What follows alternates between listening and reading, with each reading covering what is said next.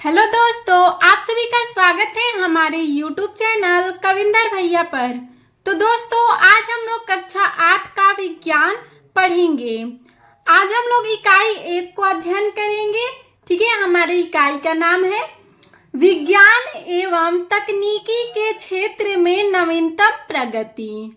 ठीक है, तो आज हम लोग इस पाठ को इस वीडियो में अध्ययन करेंगे। तो देखिए दोस्तों, इस पाठ में क्या क्या पढ़ना है देखिए यहाँ पे दिया गया है। चलिए मैं आपको बताती हूँ।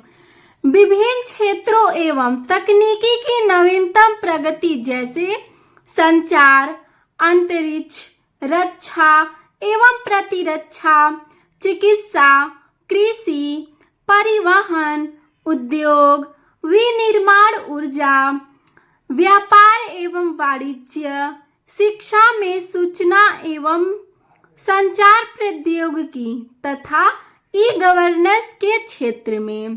तो देखिए इस पाठ में ये सारी चीजें हमें पढ़ना है। ठीक है, जैसे कि दिया है संचार, अंतरिक्ष, रक्षा, फिर प्रतिरक्षा, चिकित्सा, कृषि, परिवहन, उद्योग, विनिर्माण ऊर्जा, ये सारी चीजें हमें इस पाठ में पढ़ना है। ठीक है, तो आज हम लोग इस वीडियो में इसका अध्ययन करना देखेंगे। चलिए शुरू करते हैं।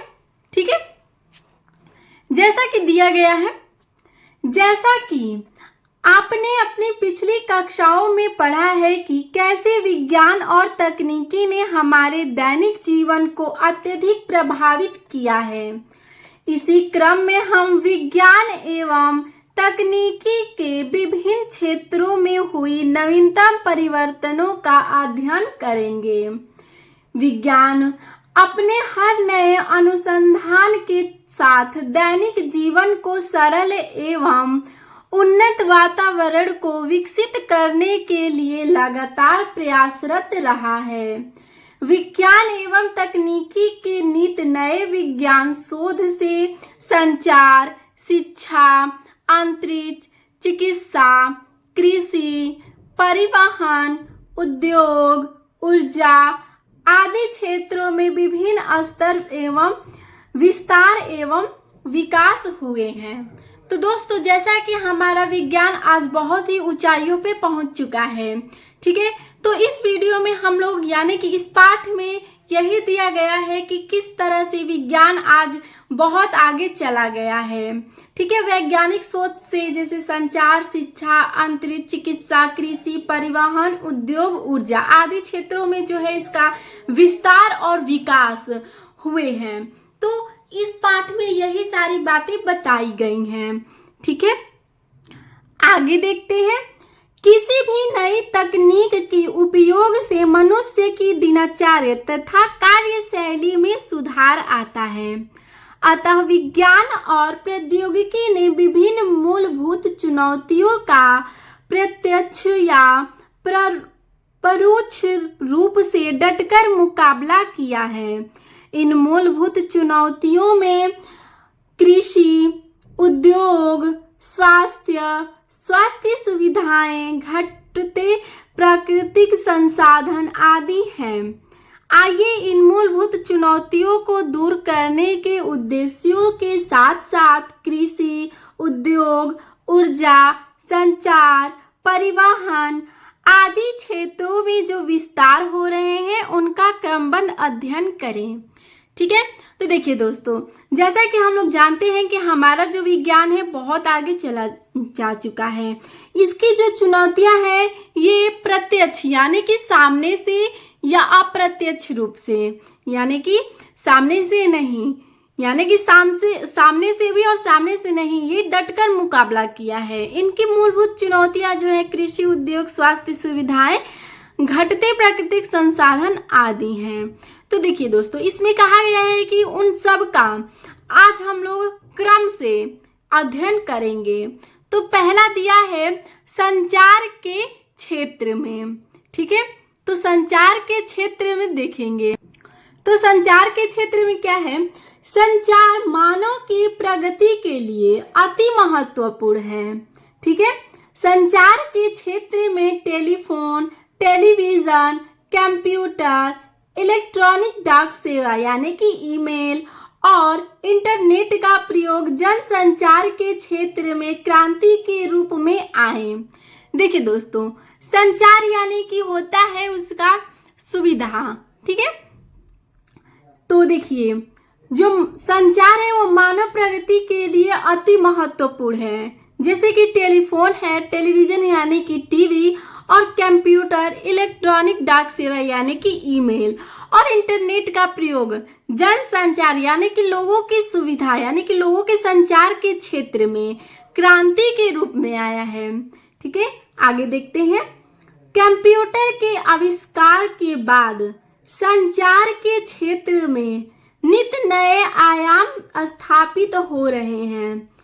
सूचना तकनीक का प्रयोग कर भारतीय डाक विभाग ने वर्ष 2001 में, ठीक है, वर्ष 2001 में नवीन डाक सेवा प्रारंभ की, जिसे ई पोस्ट का नाम दिया गया।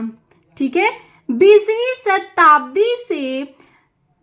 शताब्दी में संचार के क्षेत्र में मोबाइल फोन जुड़ गया।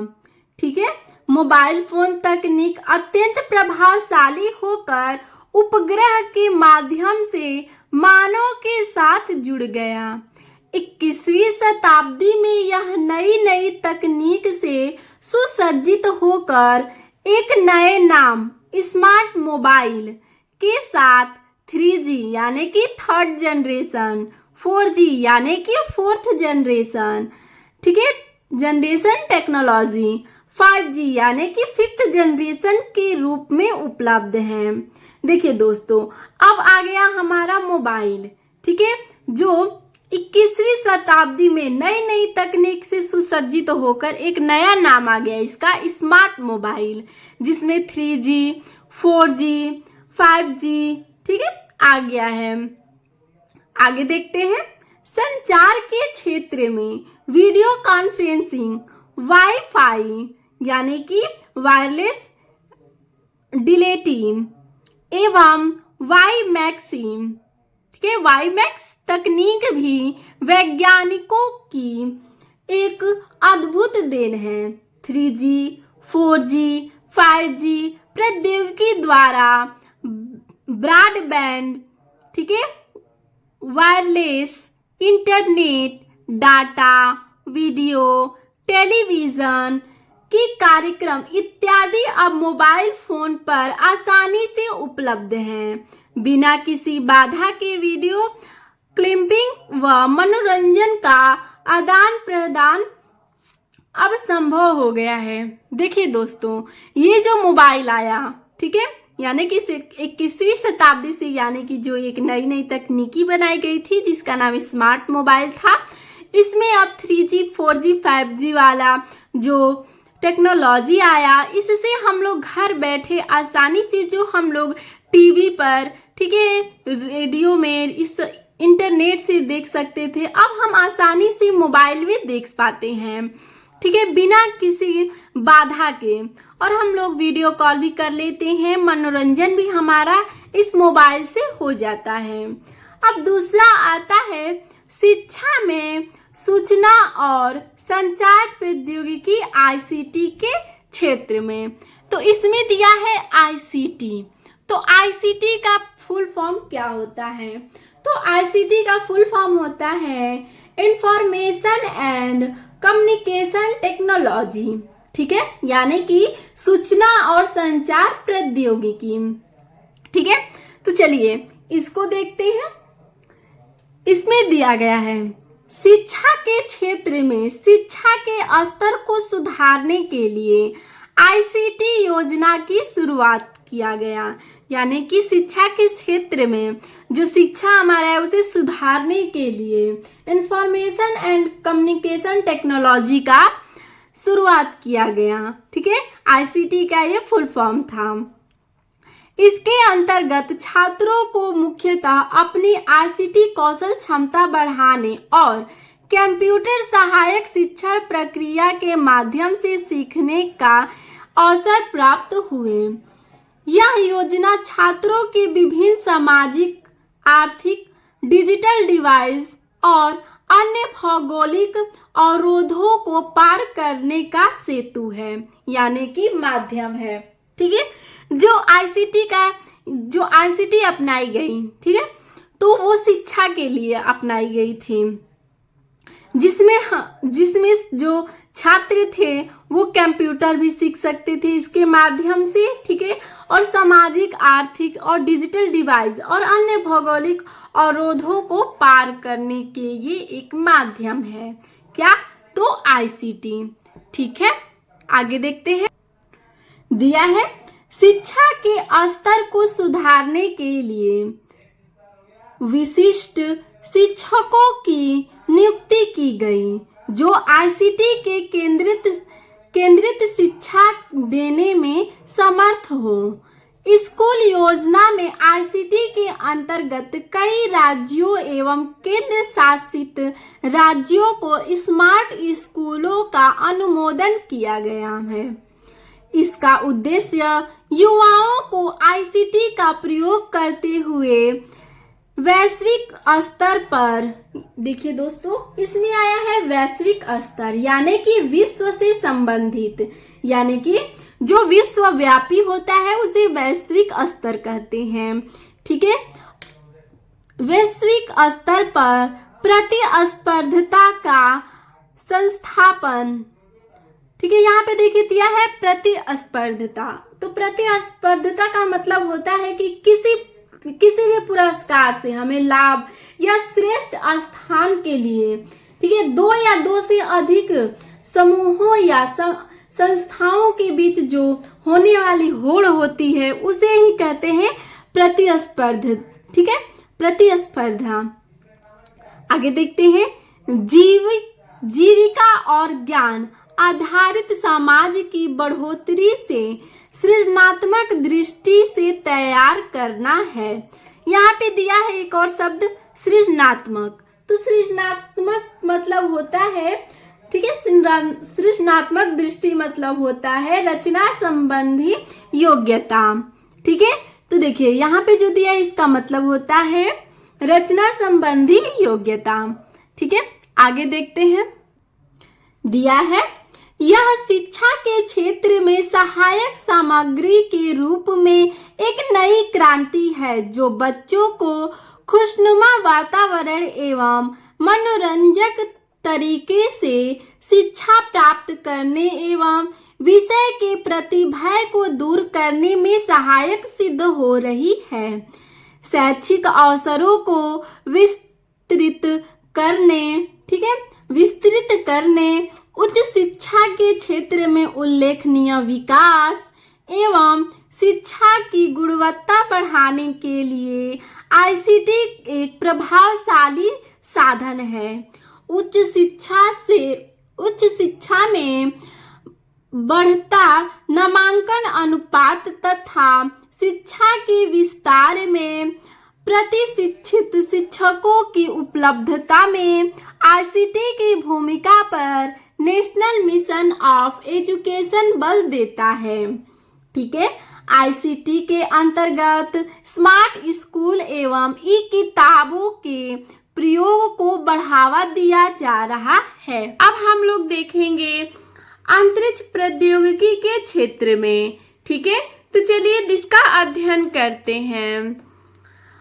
भारतीय अंतरिक्ष कार्यक्रम के जनक डॉक्टर विक्रम साराभाई की अध्यक्षता में फरवरी 1962 में भारतीय राष्ट्रीय अंतरिक्ष अनुसंधान समिति इनकोस्पार का एवं अगस्त 1969 में भारतीय अंतरिक्ष अनुसंधान संगठन इसरो का गठन हुआ। यानी कि देखिए दोस्तों, 1962 ईस्वी में इनकोस्पार और 1969 ईस्वी में इसरो का गठन हुआ था।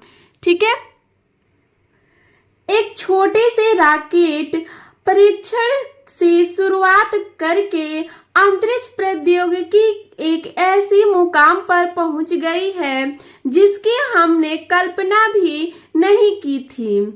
अब हमारे पास भारतीय राष्ट्रीय उपग्रह इनसेप्ट, ठीक है, एवं भारतीय दूरसंवेदी उपग्रह IRS जैसी अत्याधुनिक उपग्रह प्रणाली मौजूद है। इनसेप्ट उपग्रह दूरसंचार, दूरदर्शन प्रसार, मौसम विज्ञान और प्राकृतिक आपदा चेतावनी के लिए तथा IRS प्राकृतिक संसाधनों के सर्वेक्षण के लिए प्रयोग होता है। ठीक है, आगे देखते हैं। भारत ने 2 प्रकार के उपग्रह प्रेक्षण यानों की रूपरेखा तैयार कर इस्तेमाल योग्य बनाया है।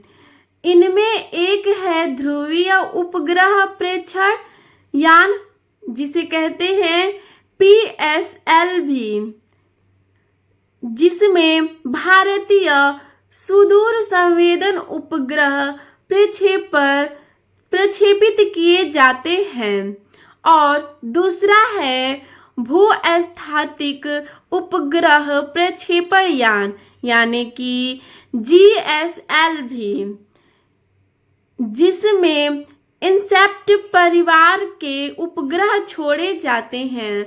सितंबर 2004 में पहला उपग्रह है जो, ठीक है, 2004 में भूस्थैतिक उपग्रह प्रक्षेपण यान JSLV F1 द्वारा प्रक्षेपित एडुसैट भारत का पहला उपग्रह है जो शिक्षा के लिए समर्पित है। भारतीय अंतरिक्ष अनुसंधान मंगलयान एवं चंद्रयान-1 के सफल परीक्षण में सफल रहा। ठीक है, तो देखिए दोस्तों, ये जैसा कि हम लोग देख सकते हैं, ये जो है GSLV है, ठीक है, भूस्थैतिक उपग्रह। ठीक है, चलिए अब देखते हैं, अगला है हम लोगों का रक्षा एवं प्रतिरक्षा के क्षेत्र में। ठीक है, तो चलिए इसको देखते हैं। ठीक है, इसको अध्ययन करते हैं। राष्ट्रीय सुरक्षा के क्षेत्र में हमारे देश ने बहुत उन्नति की है। भारतीय रक्षा एवं प्रतिरक्षा नीति के अंतर्गत अनुसंधान एवं विकास के लिए रक्षा विज्ञान संगठन तथा कुछ अन्य तकनीकी विकास प्रतिष्ठानों को मिलाकर रक्षा अनुसंधान एवं विकास संगठन DRDO का गठन 1958 में किया गया। रक्षा एवं प्रतिरक्षा के उद्देश्य से सतह पर मार करने वाली मिसाइल, पृथ्वी, ठीक है, अत्याधुनिक प्रणालियों से युक्त मुख्य युद्धक टैंक, अर्जुन विमानों के लिए फ्लाइट सिमुलेटर, चालक रहित लक्ष्य भेदी विमान, बैकून बैरेज प्रणाली आदि DRDO की प्रमुख नवीनतम उपलब्धियां हैं। प्रक्षेपास्त्र विकास कार्यक्रम के अंतर्गत बैलिस्टिक प्रक्षेपास्त्र, आकाश मिसाइल, ब्रह्मोस सुपरसोनिक मिसाइल आदि कार्यक्रम का प्रक्षेपण किया गया। ठीक है, जैसा कि हम लोग इस चित्र में देख सकते हैं कि इसमें डॉक्टर APJ अब्दुल कलाम और बैलिस्टिक मिसाइल है। ठीक है, तो आप इस चित्र को ध्यान से देख लीजिए, और हमारे डॉक्टर APJ अब्दुल कलाम यही है, और ये रहा बैलिस्टिक मिसाइल। ठीक है, आगे देखते हैं।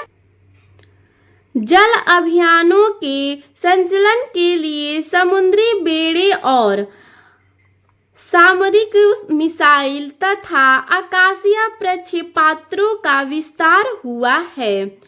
पूर्व राष्ट्रपति डॉक्टर एपीजे अब्दुल कलाम ने 1998 में पोखरण के द्वितीय परमाणु परीक्षण में एक निर्णायक भूमिका निभाई। इस बैलिस्टिक मिसाइल और प्रक्षेपण यान प्रौद्योगिकी के विकास कार्यों के लिए भारत में मिसाइल मैन के रूप में जाना जाता है। रक्षा के क्षेत्र में आईएनएस कोच्चि, आईएनएस रहित आदि युद्धपोतों का भी प्रयोग किया जाता है। देखिए दोस्तों, डॉक्टर एपीजे अब्दुल कलाम को एक नाम से और जाना जाता है, वो नाम है मिसाइल मैन। ठीक है, तो अगर कभी परीक्षाओं में पूछ दिया कि मिसाइल मैन के नाम से किसको जाना जाता है, तो आप इसका उत्तर में लिखिएगा डॉक्टर एपीजे अब्दुल कलाम को। जैसा कि इस चित्र में हम लोग अच्छे से देख पा रहे हैं बैलिस्टिक मिसाइल को। ठीक है, तो यही है हमारा ये बैलिस्टिक मिसाइल। ठीक है, अब देखते हैं आगे। अगला दिया है चिकित्सा के क्षेत्र में।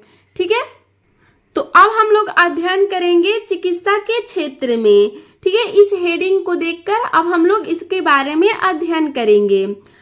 पहले चिकित्सालयों में आधुनिक मशीनों जैसे स्कैनर, एक्सरे, एंडोस्कोप आदि का प्रयोग रोगों के जांच के लिए किया जाता था, परंतु वर्तमान समय में बढ़ती हुई घातक बीमारियों से बचने एवं रोकथाम के लिए यह व्यवस्था पर्याप्त नहीं थी।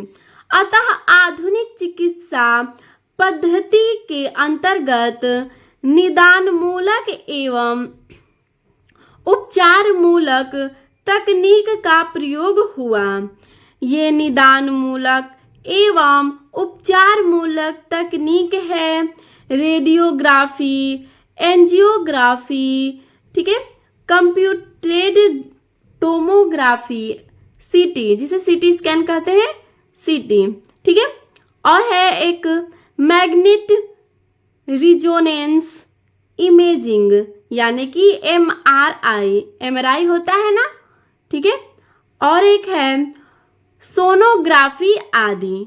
चिकित्सा के क्षेत्र में टेलीचिकित्सा भी नवीनतम उपलब्धि है। इसके अंतर्गत 5 से 6 घंटे के अंदर विश्व के किसी भी चिकित्सा विशेषज्ञ के विचार विमर्श करके रोगों का चेकअप कराया जा सकता है। चिकित्सा की नवीनतम उपलब्धियां के अंग प्रत्यारोपण तकनीक, ठीक है, और है हीमोडायलिसिस, प्रोथेसिस आदि है। भारत के जीका जीवाणु के लिए जीका बैंक नामक टीके की खोज की है। तो देखिए यहाँ पे एक मशीन दिखाया गया है जिसे सीटी स्कैन मशीन कहते हैं। तो यही जो है ये मशीन को हम लोग सीटी स्कैन कहते हैं। ठीक है, इस चित्र में अच्छे से दर्शाया गया है। चलिए देखते हैं आगे। आगे है कृषि के क्षेत्र में। ठीक है, तो इसको देखेंगे। आधुनिक युग में कृषि के आधुनिक उपकरणों, उन्नतिशील बीजों, उर्वरकों आदि पर्याप्त सिंचाई के साधनों के प्रयोग से कृषि उपज बढ़ाने में पर्याप्त सफलता प्राप्त हुई है। कृषि एवं खाद्यान्न के क्षेत्र में हरित क्रांति, पीली क्रांति, भूरी क्रांति आदि विभिन्न योजनाओं के द्वारा क्रांतिकारी सफलता प्राप्त हुई। ठीक है, आगे देखते हैं। कृषि प्रधान देश होने के कारण कृषि क्षेत्र की क्षमता का अत्यधिक दोहन की अभिनव कृषि का उद्देश्य है। इसके तहत उन्नत पैदावार के लिए जैव कृषि यानी हरी खाद के प्रयोग पर बल दिया गया। हरी खाद भूमि को पोषण प्रदान करती है और रासायनिक उर्वरकों की भांति भूमि को कोई क्षति भी नहीं पहुंचाती। आगे देखते हैं। अभिनव कृषि के अंतर्गत जैव पीड़क, कीट नियंत्रण विधि एवं नाइट्रीकरण निरोधक का प्रयोग हो रहा है। कृषि के क्षेत्र में सौर ऊर्जा के प्रयोग को बढ़ावा दिया जा रहा है। जहां जल के उपलब्धता का अभाव है, वहां छिड़काव तंत्र एवं ड्रिप तंत्र विधि का प्रयोग होता है। तो देखिए दोस्तों, यहाँ पे कुछ यंत्र जैसे दिए गए हैं जो आधुनिक कृषि यंत्र हैं, जो इस समय कृषि में उपयोग किए जा रहे हैं। ठीक है, आगे देखेंगे। आगे है परिवहन के क्षेत्र में। ठीक है, तो आइए इसको अध्ययन करते हैं। परिवहन के क्षेत्र में व्यापक प्रगति के सुदूर क्षेत्रों में बसे ग्रामीण क्षेत्रों को जोड़ने में सुविधा हुई है। ठीक है, यानी कि जो परिवहन है उसके माध्यम से हम लोग आज एक स्थान से दूसरे स्थान पर जाते हैं और उसको एक ग्रामीण को दूसरे ग्रामीण से जोड़ पाते हैं। ठीक है, आगे देखते हैं। आगे है परिवहन के क्षेत्र में प्रगति के कारण दिनों में पूरी होने वाली यात्रा आज चंद घंटों में पूरी हो जाती है। यानी कि जो परिवहन आया उसके माध्यम से जो हमें कई दिन लग जाते थे एक स्थान से दूसरे स्थान पर जाने में, आज परिवहन के चलते, परिवहन के कारण चंद घंटों में यानी कि कुछ ही घंटों में हम एक स्थान से दूसरे स्थान पर जा पाते हैं। आगे देखते हैं। रेल, सड़क, जल और वायु परिवहन के क्षेत्र में यद्यपि विकास तेजी से हुआ है, परंतु विश्व की अग्रणी पंक्ति में अपना स्थान सुनिश्चित करने के लिए विज्ञान एवं तकनीक लगातार प्रयासरत रहा। देखिए दोस्तों, जो है रेलगाड़ी, सड़क, जल, वायु परिवहन के क्षेत्र में जो विकास है वो आज तेजी से हो गया है। ठीक है, आगे देखते हैं। आगे है परिवहन के क्षेत्र में नवीनतम तकनीक के अंतर्गत मेट्रो रेल, बुलेट ट्रेन एवं मोनोरेल आदि चलने लगे हैं। पर्यावरण को प्रदूषण से बचाने के लिए ई रिक्शा एवं सीएनजी गाड़ियों के प्रयोग को बढ़ावा दिया जा रहा है। रेलों की स्पीड बढ़ाकर रेल यातायात को नवीन रूप देने का प्रयास किया जा रहा है। देखिए दोस्तों, जो परिवहन के क्षेत्र में नवीनतम तकनीकी आए हैं उसके अंतर्गत मेट्रो रेल है, बुलेट ट्रेन है, मोनो रेल है आदि ये सब चलने लगी हैं। जो पर्यावरण दूषित हो रहा था उसको बचाने के लिए ई रिक्शा का प्रयोग किया जाने लगा, सीएनजी का प्रयोग किया जाने लगा, यानी कि ई रिक्शा गाड़ी और सीएनजी गाड़ियों का प्रयोग किया जाने लगा और इससे प्रदूषण को रोका जाने लगा। और रेलगाड़ी का जो है स्पीड बढ़ा दिया गया और यातायात करने में जो नवीनतम रूप है उसमें प्रयोग इसका किया गया। ठीक है, आगे देखते हैं। जैसे में यहाँ पे चित्र में हम लोग देख सकते हैं। ठीक है, यहाँ पे चित्र में देखिए, यहाँ पे दिया है ई रिक्शा, बुलेट ट्रेन। ठीक है, और यहाँ पे है मेट्रो। ठीक है, मेट्रो ट्रेन यहाँ पे देख सकते हैं आप लोग। चलिए आगे देखते हैं। आगे है विनिर्माण के क्षेत्र में, तो चलिए इसको अध्ययन करते हैं। ठीक है, कच्चे माल को मूल्यवान उत्पाद में परिवर्तित कर अधिक मात्रा में वस्तुओं के उत्पादन को विनिर्माण या वस्तु निर्माण कहते हैं। विनिर्माण के अंतर्गत हस्तकला मतलब कि हाथ का कला, ठीक है, हस्तकला से लेकर उच्च तकनीक तक बहुत सी मानवीय गतिविधियां आ जाती हैं, किंतु इसका उपयोग प्रायः औद्योगिक उत्पादन के अर्थ में किया जाता है, जिससे कच्चा माल बड़े पैमाने पर तैयार माल में बदला जाता है।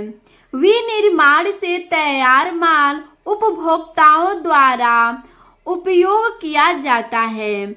विनिर्माण क्षेत्र रोजगार सृजन को बढ़ावा देने में काफी हद तक सफल रहा है। ठीक है, आगे देखते हैं।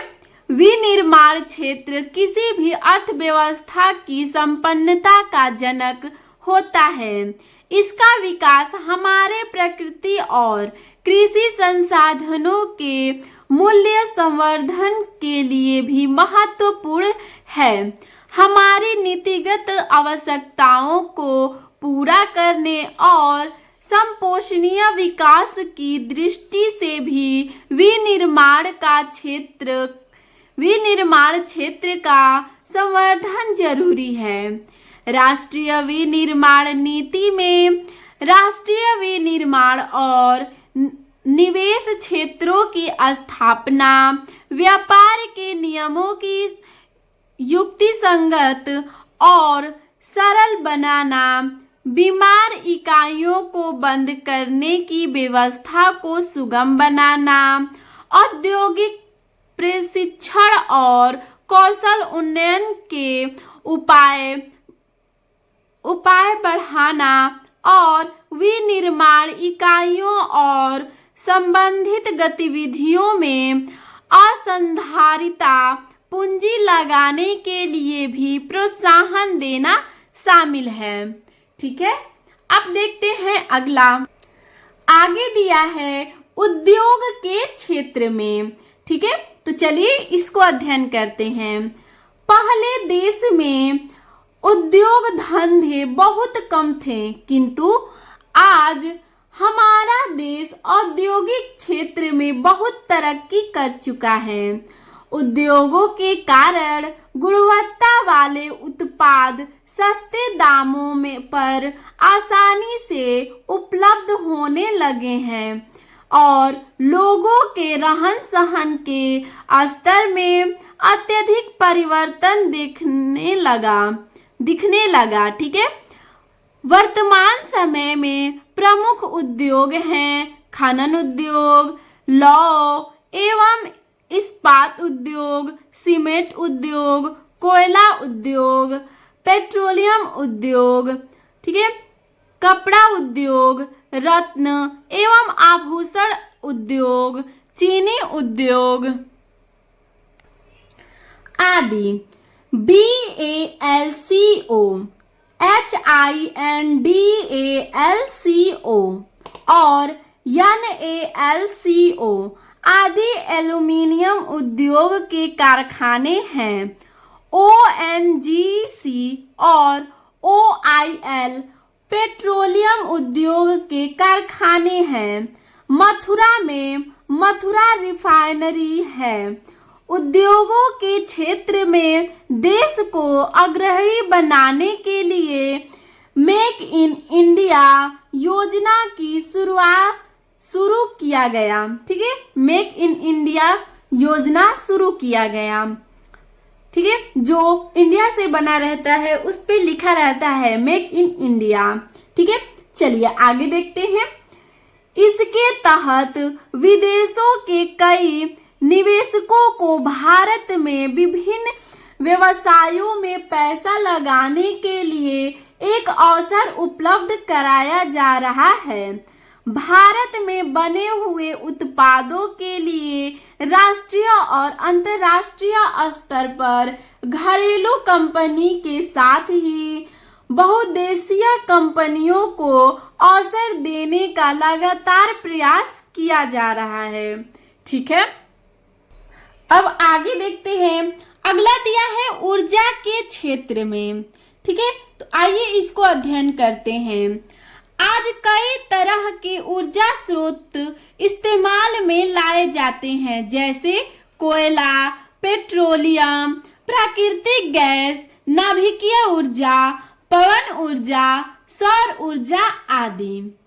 ऊर्जा के कुछ स्रोतों को लगातार इस्तेमाल किया जा सकता है या एक निश्चित अवधि के बाद पुनः पूर्ति की जा सकती है। इस प्रकार की ऊर्जा के स्रोतों को नवीकरणीय या अक्षय ऊर्जा स्रोत कहते हैं। कुछ ऐसे ऊर्जा स्रोत हैं जिनकी पुनः पूर्ति नहीं की जा सकती।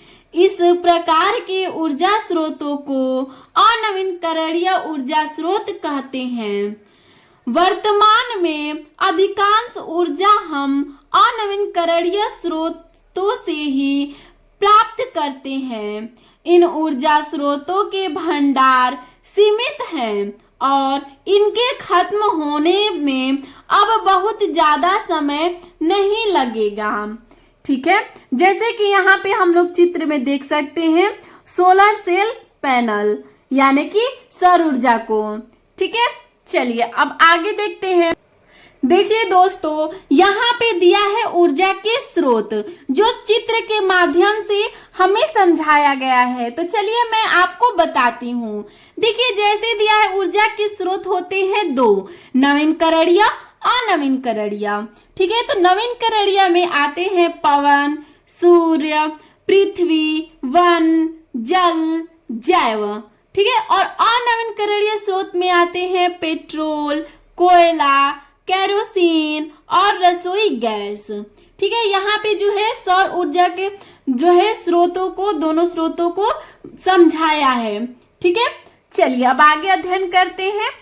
ठीक है, अनुमानतः वर्तमान और भविष्य की ऊर्जा की मांग को देखते हुए विश्व भर में स्वच्छ एवं नवीकरणीय ऊर्जा स्रोतों जैसे सौर, पवन, जल, बायोगैस, समुद्री, नाभिकीय एवं भूतापीय ऊर्जा आदि के प्रयोग को बढ़ावा दिया जा रहा है। इनके प्रयोग से पर्यावरणीय क्षति और ग्लोबल वार्मिंग से भी बचा जा सकता है। नवीकरणीय ऊर्जा के स्रोत सर्वाधिक व्यापक और असीमित ऊर्जा के स्रोत हैं। ठीक है, जिसकी कोई सीमा नहीं है, उसे असीमित कहते हैं। आगे देखते हैं।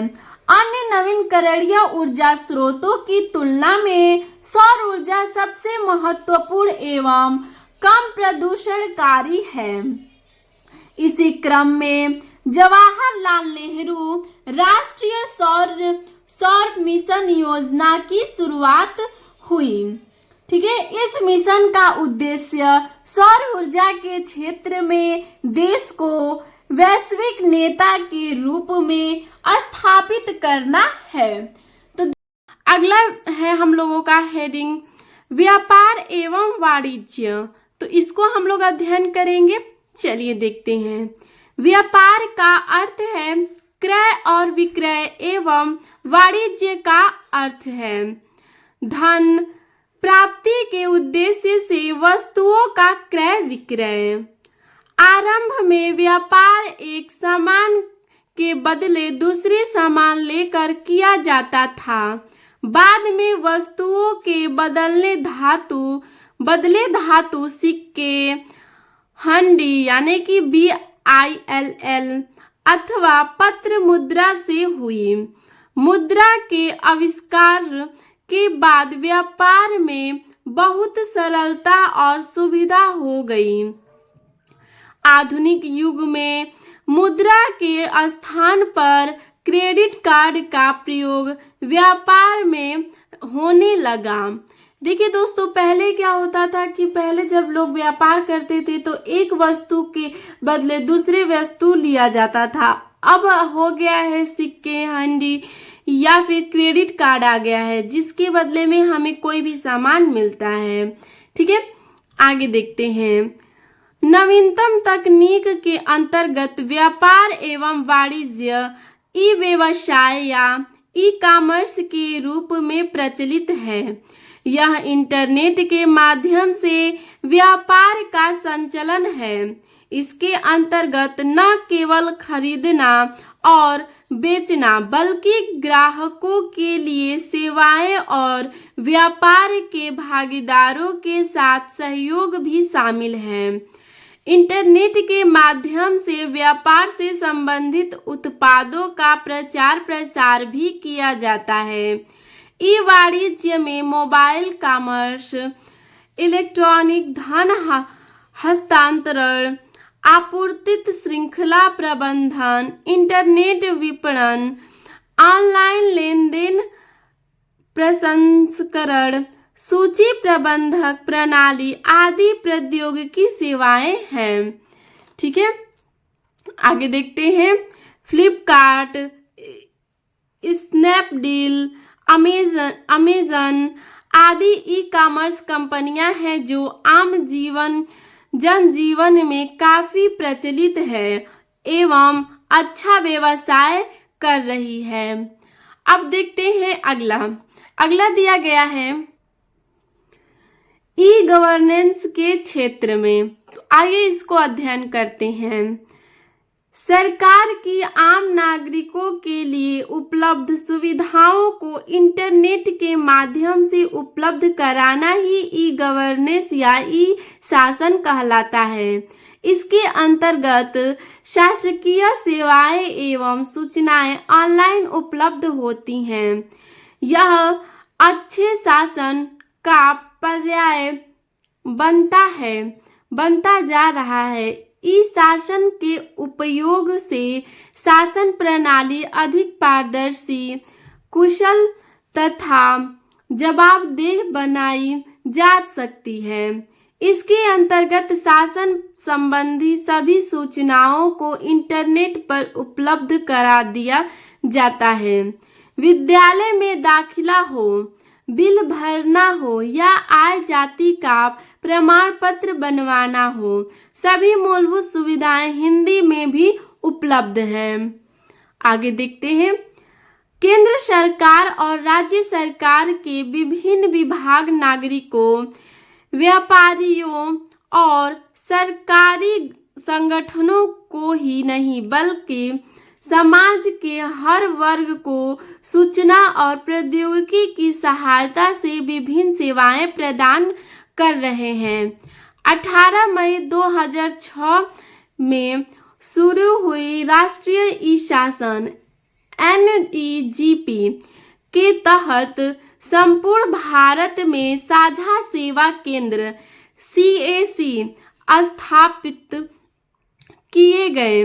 ये साझा सेवा केंद्र आम आदमी को सीधे तौर पर लाभान्वित कर सहज, सुलभ और उनके घर के सरकारी सुविधाएं उपलब्ध कराने का अथक प्रयास कर रहे हैं।